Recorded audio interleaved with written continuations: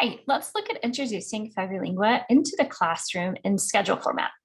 Following this video is another layout called the scope and sequence, which has a little bit more detail on each situation.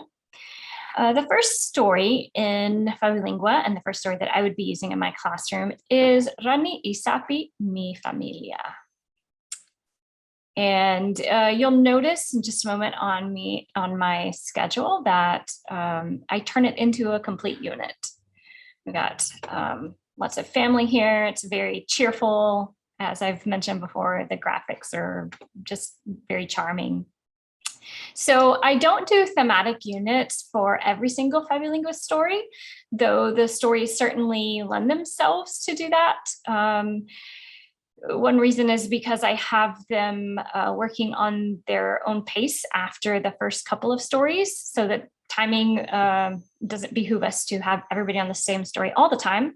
However, you, in the educational setting, have all of the stories available at once. So you could just pick one. For example, Coqui tiene miedo is about a little girl with fears, and Grande is about finding and embracing your uniqueness. And both of those would just make fantastic class-wide themes. So you could have kids at any moment pause whatever story they're currently working on and all enjoy a unit about one specific story. That's obviously up to the classroom teacher, the classroom situation. If you're interested in that, you can find the language levels of each story on the FabuLingua website, as well as in the teacher resources.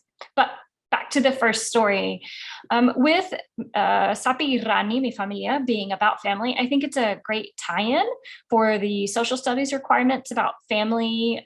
It's a familiar intro into the Spanish language, and it's just really special for community building. So let's take a look at the schedule.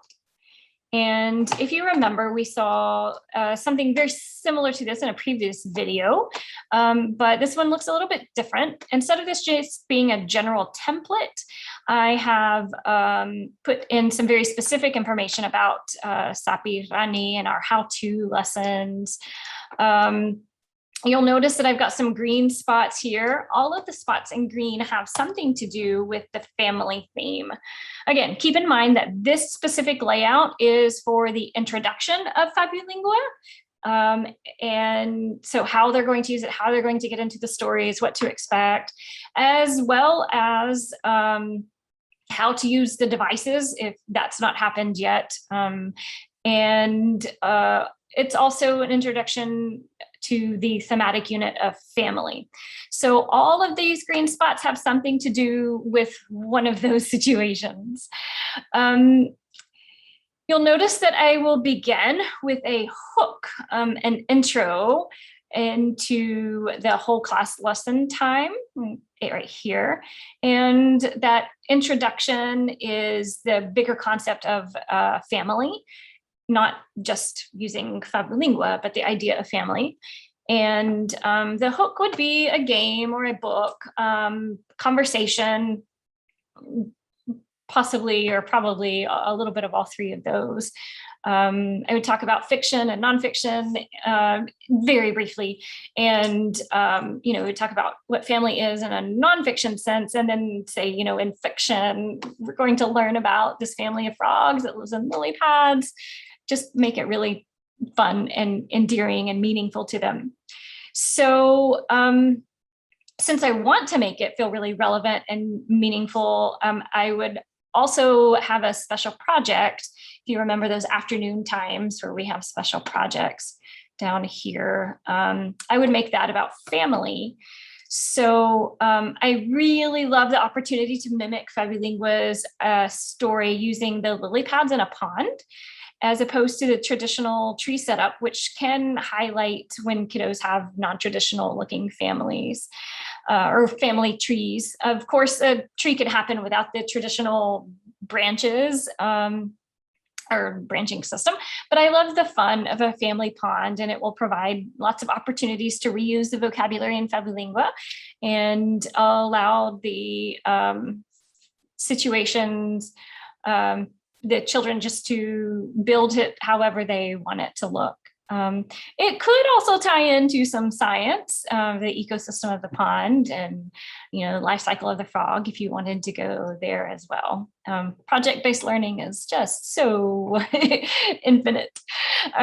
So during our read aloud, we would be reading books about family, and I keep a collection of families that are non-traditional looking, partly for the identity of the children, to helping them not completely feel like they are different, but also they are welcomed and a part of this community. And for those who have more traditional looking families, it gives them an opportunity to see beyond the situation that they've always lived in. So I keep a collection of those, and during a read aloud, that's what I would be reading until we get towards the end of the week, when they have had some of the vocabulary, and I would start to include books that are bilingual, English and Spanish, and then they would be hearing that language that they've been listening to and working with in FabuLingua. So obviously this read aloud section using family could be skipped. The whole thematic unit could be skipped. But if you're interested in those ideas, you can look in the schedule to see how that can fit in. So you will see that we start with a full class lesson, as I mentioned. That's just the idea of the thematic unit. And then we've got our special project going and our read aloud. So the next day we'd have our class meeting, just a regular class meeting, cover the normal things we would, if things aren't getting put into the trash can or things like that. But I would notice if there were any emotions happening about the family talk that we had the previous day, and allow those to surface and be discussed in a really safe, comfortable place. Then you'll notice we get down here and have a large group lesson. These are going to be our rules about using the devices: how to carry the device, wash your hands before them, how to turn them on, which app we're going into, what to do if you get out of that app, all the do's and don'ts. And those who would not be in that large group lesson would be working on their special project. They would be cutting out their lily pads. If they've already brought photos from home, we'd be putting that on. So they're working on something independently while I am working with the large group regarding the rules. So the next you will see the exact same thing, and that's because I don't think I would get all of the students covered in that 30-minute period. So I would allow 2 days for that to rotate through different groups of students. So at this point, the children have learned how to use the devices, and they have started to use Rani Isapi Mi Familia. Now, I would be walking them through that very first go in this large group lesson. We would be doing that together. Is that absolutely 100% necessary? No. But I know in my particular population classroom, it's a lot of families who don't use tech. And so I want to make sure that the expectations are very clear about how to use it. One, the know-how, and two, the appropriateness. And also, I really want FabuLingua to be, a good hearty piece of what happens in their day, even though it's only 30 minutes at a time. So I'm going to invest the time to really take it slow in the beginning and make sure that it's fun and the expectations are very clear with them. So the next thing that you will notice is during their specials rotation, or rather during that block of time, once they get back from PE, they will be able to work on FabuLingua, their dedicated time where they're working in partners on that story. And they would be working on just the magical translations. Remember, that's the one where it reads it in very small chunks and then translates it. And then there are also lots of interactive elements. I would have a partner sign in on their own account. I'll call that student A, and student B can still be a part of it. They're listening, they're helping out with the little interactive elements. But student A is on their account, and they're kind of the leader, the one who decides when to go to the next page, how many paper airplanes to throw, how many flies to get, etc. And then when they finish, They would sign out, sign into the student B's account, and then that person would be the leader. That way I can keep measuring each person at how, at their progress and how far they've gone. So then you'll notice on this Friday here, our morning playground time, we would play frogs and lily pads. It's just a kind of a PE game, but we would play around in Spanish, play around in English, make sure those vocabulary words are being used in a really fun, physical way. I'm a firm believer in using all the senses and types of learning. So then our morning lesson would be the whole class, and we would look at the copycat recording.